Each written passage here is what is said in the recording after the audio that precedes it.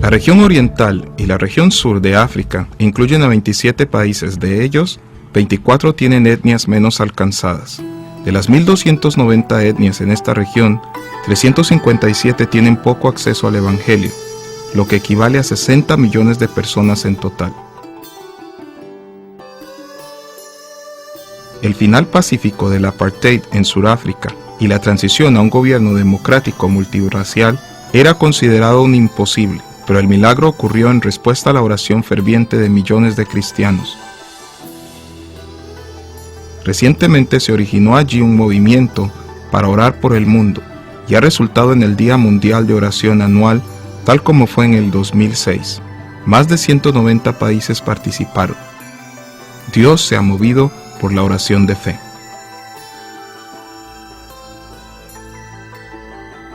Una dirección a la que la oración se necesita dirigir desesperadamente es por las etnias nómadas del mundo. Algunos consideran que son tantos como 50 millones. Con frecuencia, sus estilos de vida son como en tiempos bíblicos, viviendo en tiendas de pieles de cabra, cuidando de sus rebaños que proveen a sus animales y moviéndose sistemáticamente para proveer pastos y agua a sus animales. Estas etnias no están limitadas por fronteras y presentan un desafío definitivo a los métodos típicos de evangelismo.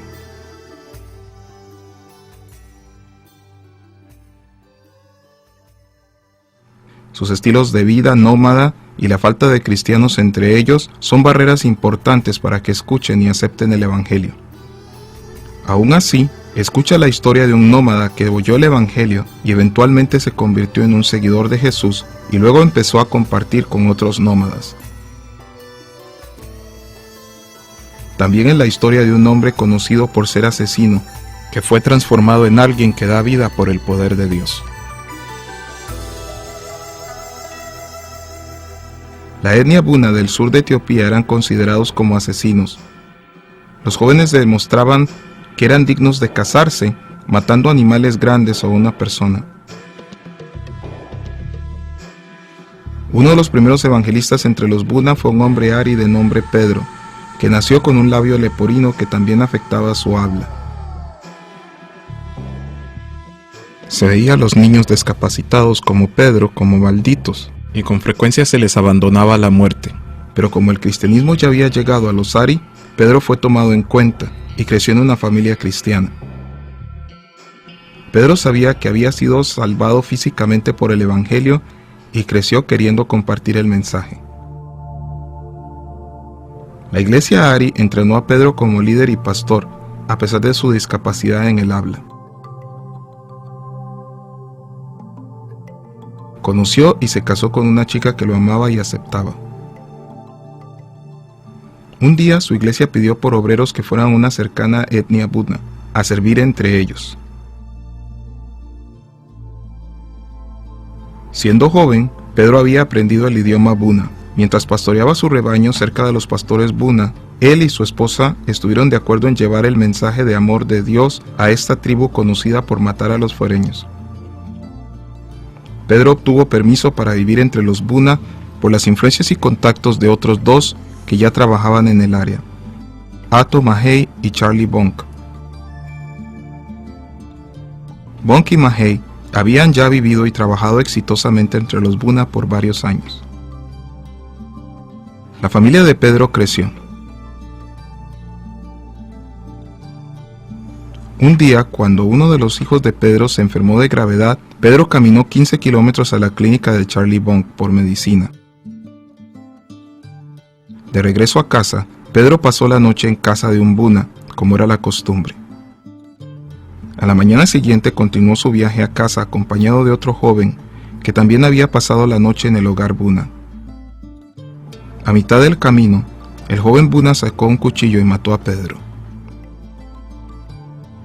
A manera de ritual, esparció la sangre de Pedro en todo su cuerpo para mostrar a las chicas locales que había cumplido con su muerte. Al no regresar Pedro a casa en varios días, su esposa y Mahey enviaron un grupo a investigar y ellos encontraron los restos de Pedro. Su muerte provocó que el rey Buna le pidiera a Charlie Bonk que sacara a todos los fuereños del pueblo Buna temiendo por su seguridad. A pesar del peligro, la esposa de Pedro se quedó por 2 semanas más antes de regresar a Ari para llorar la muerte de su esposo con las mujeres Buna. Estaban sorprendidos de que ella no se lamentaba en luto o deseaba que ellos se lamentaran por ella como era costumbre. Ella les habló de su seguridad de ver a Pedro en el cielo y les explicó con sencillez la esperanza de vida eterna que ellos podían tener si conocieran a Jesús como Señor.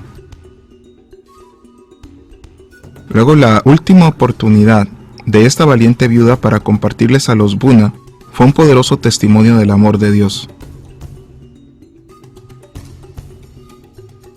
Ato Mahey continuó con su ministerio en el área, cubriendo 3 estaciones de misión en el sureste de Etiopía. En uno de sus viajes conoció a un Buna llamado Hersho, quien había estado en prisión muchos años, esperando ser ejecutado por varias muertes. En sus primeros años su vida fue miserable en la prisión, porque nadie podía hablar su idioma ni proveer para sus necesidades. Creyentes cristianos encarcelados por su fe se hicieron amigos de él y comenzaron a cuidarlo. Hersho aprendió su idioma y al hacerlo le compartieron su fe y rápidamente aceptó a Cristo. Aprendió un segundo idioma para poder leer la única Biblia que tenían.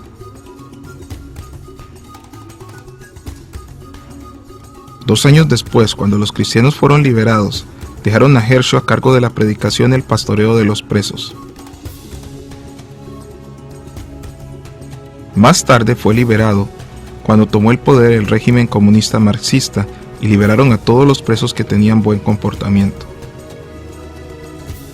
Dios cambió a este asesino en su mensajero y luego lo envió de regreso a su propia gente Buna. Su familia estaba perpleja de verlo porque pensaban que había sido colgado hacía 17 años.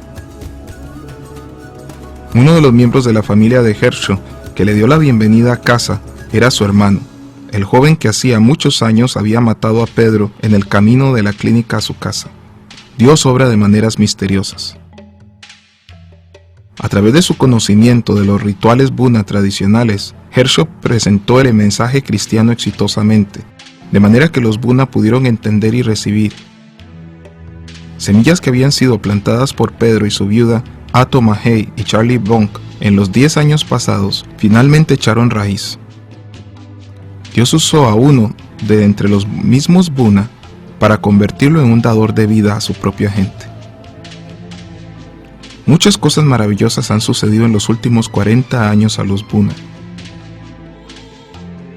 Esta historia es solo un ejemplo de cómo Dios trabaja, preparando a los otros que viven en el oriente y sur de África para ser transformados y para recibir su mensaje que cambia vidas y etnias para su gloria.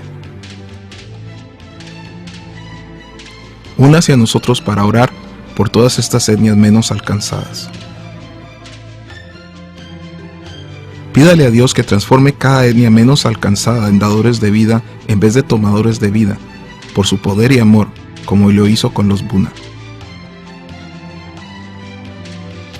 Pídale al Dios de la cosecha que envíe muchos obreros como Pedro, que ofrezcan sus vidas diariamente como un sacrificio vivo, para que por vida o por muerte, el nombre del Señor Jesucristo sea glorificado entre las etnias menos alcanzadas.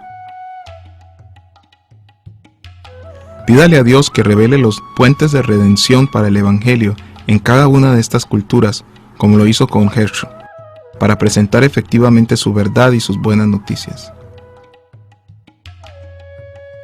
Busque a Dios para que le imparta la habilidad para perdonar a sus enemigos, para vencer el mal con el bien, ya sea para bendecir a quienes persiguen a los creyentes que tratan de compartir el Evangelio con las etnias menos alcanzadas, aún como lo hizo la esposa de Pedro. Clame a Dios por obreros con tal aguante que nunca se den por vencidos, movidos por una gran carga de parte de Dios para alcanzar aún las más remotas y difíciles etnias menos alcanzadas, tales como los nómadas Buna.